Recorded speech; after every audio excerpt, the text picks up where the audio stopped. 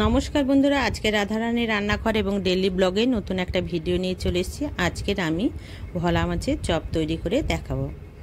দেখুন, আমি 4-5 পিস ভোলা মাছ নিয়েছি, সেটাকে আমি চপ বানাবো। আর বর্ষাকালের দিনে এই চপটা খেতে খুবই ভালো লাগে, আর সন্ধ্যের টাইমটা তো চায়ের সাথে একেবারেই জমে যাবে।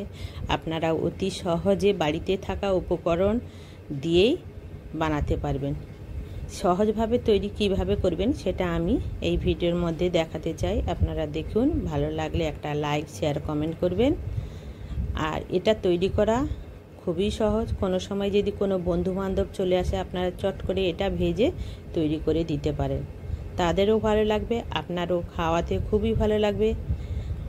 তাই আমি কিভাবে তৈরি করছি আপনারা দেখতে থাকুন। এই ভোলা মাছটা আমাদের বাড়িতে ছেলে খেতে ভালোবাসে না, কিন্তু তার জন্য একটা নতুন এই পদটা তৈরি করে দিচ্ছি। এটা ও খেতে ভালোবাসে, কিন্তু ভোলা মাছের তরকারি করলে খায় না, তাই আমি বুদ্ধি করে এটা বানিয়ে দিলাম। ও বুঝতেই পারলো না কি মাছ দিয়ে তৈরি করেছে। দেখুন, এই 4-5 পিস ভোলা মাছ নিয়েছি। গরম জল, তার মধ্যে একটু লেবু, একটু লবণ দিয়ে এটাকে সিদ্ধ করে নেব। সিদ্ধ করে কাঁটাটা আমি ছাড়িয়ে নেব, কাঁটাগুলো আলাদা করে নেব। ভোলা মাছের কাঁটা ছাড়াতে বেশি সময় লাগে না, খুব একটা বেশি কাঁটাও থাকে না, খুব তাড়াতাড়ি ছাড়ানো হয়ে যায়। দেখুন, আমি ছাড়িয়ে নিয়েছি। ভোলা মাছ ছাড়া যে কোনো মাছও আপনারা করতে পারেন, যে কোনো জ্যান্ত পোনা মাছ দিয়েও আপনারা এইভাবে কাঁটা ছাড়িয়ে তৈরি করে নেবেন, দেখবেন দারুণ লাগে। এর জন্য আমি কিছু উপকরণ নিয়েছি: রসুন, লঙ্কা, ধনেপাতা, আর নিয়েছি পেঁয়াজ আর আদা কুচি। এর মধ্যে আমি কোনো বাটা মশলা দেব না। তেল গরম হয়ে যেতে এই কাটা মশলাগুলো দিয়ে ভালো করে নাড়াচাড়া দিয়ে নেব।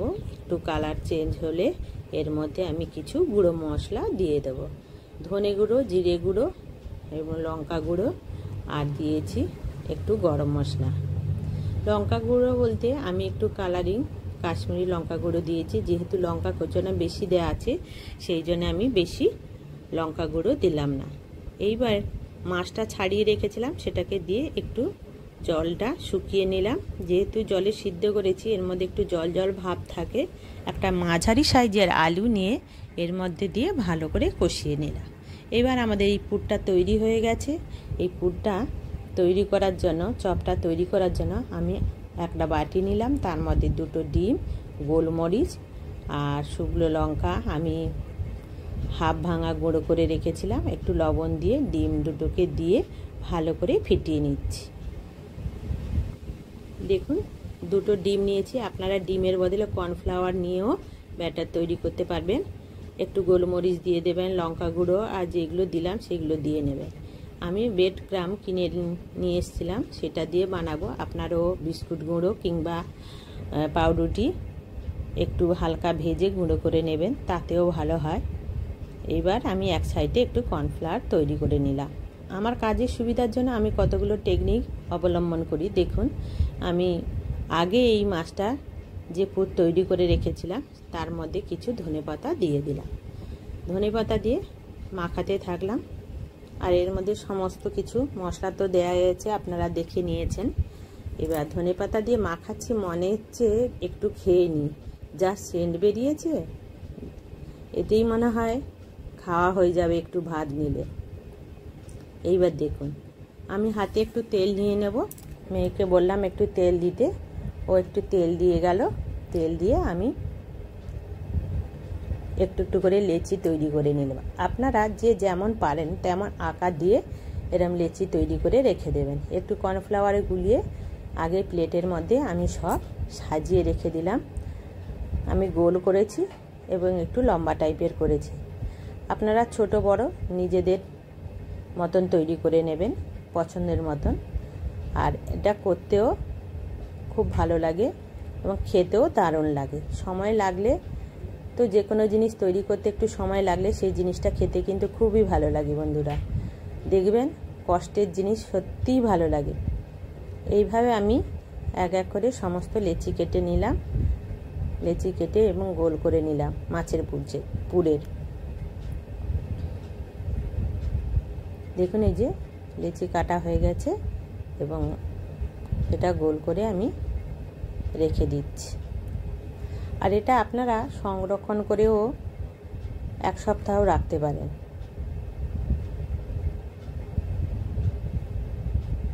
দেখুন একে একে করে আমি পুরটা তৈরি করে নিয়েছি। দেখুন কত সুন্দর হয়েছে। এটা আগে করে নিলে আমার কাজের সুবিধা হয়।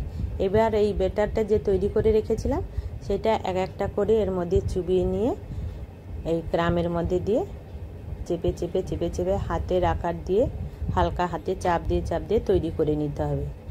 দেখুন এইভাবে তৈরি করে নেবেন, আমি যেমন তৈরি করছি। আর একবার ব্যাটারের মধ্যে ভিজিয়ে নেবেন, ডবল করে ভিজিয়ে নিলে মাছের চপটা দারুণ হয়। যে কোনো চপই বানাবেন দুবার করে এই কোটিং করে নিলে কিন্তু দারুণ লাগে দেখতে, ভাজাটাও ভালো হয়। 1 কোট করে নিলে কি হয়, অনেক সময় তেল কম বেশি গরমের ফলে পুরের যে চপটা সেটা ভেঙে যেতে পারে। এবার ডবল করে নিলে ভাঙার চান্সটা খুব কম থাকে। দেখুন আমাদের কমপ্লিট হয়ে গেছে তৈরি করা। এটা আপনারা আমি কিছু সংরক্ষণ করে রেখে দেব আর কয়েকটা ভাজবো। দেখুন একটা এরকম টিফিন বক্স নিয়েছি, এর মধ্যে কিছু ওই যে ক্রাম গুঁড়ো দিয়ে দিলাম, দিয়ে এক এক করে সাজিয়ে রেখে দিচ্ছি। এর মধ্যে সাজিয়ে রেখে আমি একটা খবর কাগজ দিয়ে ভালো করে জড়িয়ে ফ্রিজের মধ্যে রেখে দেব। ঘেমেও যাবে না আর ভিজেও যাবে না, এটা যেমন তেমনই থাকবে। অনেক সময় কি হয়, ফ্রিজের মধ্যে এমনি ঢুকিয়ে দিলে নিচেটা ঘেমে ভিজে যায়, কিন্তু খবর কাগজ দিয়ে ভালো করে জড়িয়ে রেখে দেবেন। দেখবেন বন্ধুরা নিচেরটাও ভিজবে না, কিছু হবে না। নিচেই তো ক্রাম গুঁড়ো দিয়ে রাখলে নিচেও লেগে যাবে না। এইভাবে আপনারা রেখে দেবেন, দিলে 1 সপ্তাহের বেশি আপনারা তৈরি করে রেখে দিতে পারবেন। আমি কিছুটা রেখে দিচ্ছি আর কিছুটা ভাজবো। দেখুন কত সুন্দর হয়েছে।